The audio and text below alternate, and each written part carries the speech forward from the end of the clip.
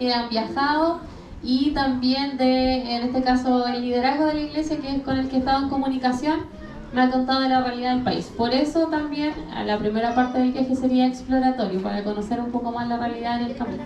Ya, mira, nosotros tenemos una red cooperativa que se llama Misión África. Así que de acuerdo a esa podemos generar esta red de apoyo también para que te puedan ayudar en el idioma y poder tener gente allá en la cual pueda escucharte también. Otra cosa que quería saber es cómo llevas tú tus finanzas. La verdad es que soy consumista. Sí, soy consumista.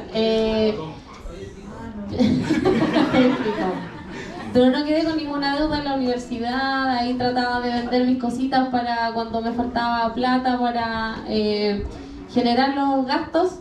Y soy bien emprendedora, entonces siempre busco tener algo y generar dinero. Nunca me veo sin nada. Ya, mira, de acuerdo a esto, nosotros tenemos un miembro de nuestra iglesia que es ingeniero, no sé si lo conocen, pero él hace buenas capacitaciones de acuerdo a esta área financiera. Así que incluso, si Dios quiere, puede viajar contigo. Tenemos un año para conocernos. Claro. Lo otro es que ¿tienes alguna certificación teológica? Certificación no, pero he hecho harto estudio. Ya. Necesitaría quizás certificar, no sé, es que me lo solicitan. Claro, como iglesia también vamos a hacer eso, vamos a capacitarte en el área teológica, financiera y también emocional. Vamos a tratar contigo a través de psicólogos para que puedan evaluarte durante este tiempo, para que puedas hacer una misión efectiva, porque ¿qué es lo que tiene que hacer la iglesia?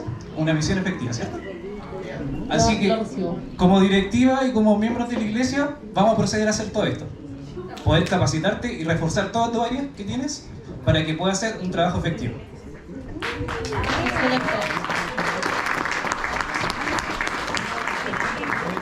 Muchas gracias, hermanos, por la participación. El hermano la puede acompañar, hermano. Y vamos a ver si podemos acompañar al hermano. Ya, bueno, para los que no saben, ella es mi esposa, así que...